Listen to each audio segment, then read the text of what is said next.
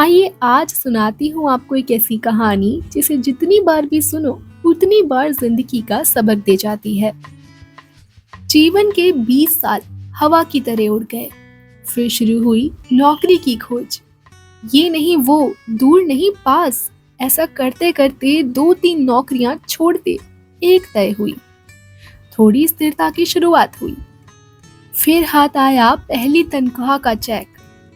वह बैंक में जमा हुआ और शुरू हुआ अकाउंट में जमा होने वाले शून्यों का अंतहीन खेल। 2-3 वर्ष और निकल गए। बैंक में थोड़े और शून्य भर गए। उम्र 25 हो गई और फिर विवाह हो गया। जीवन की राम कहानी शुरू हो गई। शुरू के 1-2 साल नर्म गुलाबी रसीले सब नीले गुजरे। हाथों में हाथ डालकर घूमना फिरना, रंग बिरंगे सपने। पर ये दिन जल्द ही उड़ गए और फिर बच्चे के आने की आहट हुई। वर्ष भर में पालना झूलने लगा। अब सारा ध्यान बच्चे पर केंद्रित हो गया। उठना बैठना, खाना पीना, लाड़ दुलार। समय कैसे फटाफट निकल गया पता ही नहीं चला। इस बीच कब मेरा हाथ उसके हाथ से निकल गया, बातें करना घूमना फिरना कब बंद हो गया, दोनों को ही पता नहीं चला। बच्चा बड़ा होता गया, वो बच्चे में व्यस्त हो गई, मैं अपने काम में। घर और गाड़ी की किस्त, बच्चे की जिम्मेदारी, शिक्षा और भविष्य की सुविधा और साथ ही बैंक में शून्य बढ़ाने की चिंता।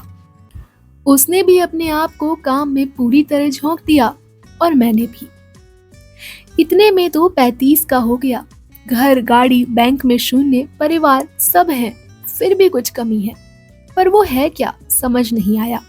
उसकी चिड़चिड़ बढ़ती गई, मैं उदासीन होने लगा। इस बीच दिन बीतते गए, समय गुजरता गया, बच्चा बड़ा होता गया, उसका खुद का संसार तैयार होता गया। तब तक दोनों ही 40-42 के हो गए। बैंक में शून्य भरता ही गया। फिर एक नितांत एकांत क्षण में मुझे वो गुजरे दिन याद आए और मौका देखकर उससे कहा, अरे जरा यहाँ आओ, पास बैठो, चलो हाथ में हाथ डालकर कहीं घूम के आते हैं। उसने कुछ अजीब नजरों से मुझे देखा और कहा कि तुम्हें भी कुछ भी सूझता है, यहाँ ढेरों काम पड़े हैं, तुम्हें बातें सूझ रही हैं। कमर में पल्लू खोस वो निकल गई। तो फिर आया 45वां साल। आंखों पर चश्मा लग गया, बाल काला रंग छोड़ने लगे, दिमाग में कुछ उलझने शुरू हो गई। बेटा उधर कॉलेज में था, इधर बैंक में शून्य भर रहे थे।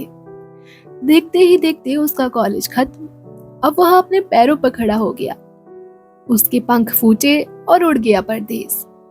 उसके बालों का काला रंग भी उड़ने लगा। कभी कभी दिमाग साथ छोड़ने लगा।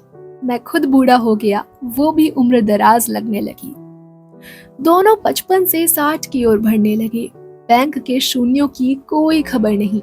बाहर आने जाने के कार्यक्रम बंद होने लगे। अब तो गोली दवाइयों के दिन और समय निश्चित होने लगे।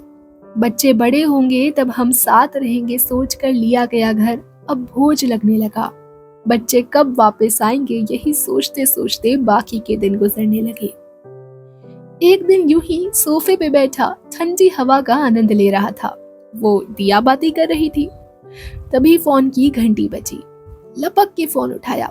दूसरी तरफ बेटा था, जिसने कहा कि उसने शादी कर ली और अब परदेश में ही रहेगा। उसने ये भी कहा कि पिताजी आपके बैंक के शून्यों को किसी वृद्धाश्रम में दे देना और आप भी वहीं रह लेना। ऐसे ही कुछ और औपचारिक बातें कहकर बेटे ने फोन रख दिया। मैं पुनः सोफे पर आकर बैठ गया। उसकी भी दिया बातें खत्म होने को आई थी। मैंने उसे आवाज दी, चलो आज फिर हाथों में हाथ लेके बात करते हैं। वो तुरंत बोली, अभी आई। मुझे विश्वास नहीं हुआ। चेहरा खुशी से चमक उठा, आंखें भर आई, आंखों से आंसू गिरने लगे और गाल भीग गए। अचानक आंखों की चमक कुछ फीकी सी पड़ी और मैं निस्तेज हो गया, हमेशा के लिए। उसने शेष पूजा खत्म की और मेरे पास आके बैठ गई। बोलो क्या बोल रहे थे? लेकिन मैंने तो कुछ कहा ही नहीं। उसने मेरे शरीर को छूकर देखा। शरीर बिल्कुल ठंडा पड़ गया था। मैं उसकी ओर एकटक देखता रहा। क्षण भर को वो शून्य हो गई। क्या करूं? उसे कुछ समझ में नहीं आया, लेकिन 1-2 मिनट में ही वो चैतन्य हो गई। धीरे से उठी, पूजा घर में गई, एक अगरबत्ती की, ईश्वर को प्रणाम किया और फिर से आके बैठ गई। मेरा ठंडा हाथ अपने हाथों में लिया और बोली, चलो, कहाँ घूमने चलना है तुम्हें? क्या बातें करनी है तुम्हें? बोलो। ऐसा कहते हुए उसकी आंखें भर आई। वो एकटक मुझे देखती रही। आंखों से आंसू की धारा बह निकली। ठंडी हवा का झोंका अब भी चल रहा था। क्या यही जिंदगी है? नहीं। तो इस कहानी की सीख यही है कि सब अपना नसीब साथ लेके आते हैं, इसलिए कुछ समय अपने आप के लिए भी निकालो। जीवन अपना है तो जीने के तरीके भी अपने रखो और शुरुआत आज से करो, क्योंकि कल कभी नहीं आएगा। आशा करती हूँ कहानी पसंद आई हो। वीडियो अच्छी लगी हो तो वीडियो को लाइक करना, चैनल को सब्सक्राइब करना। धन्यवाद।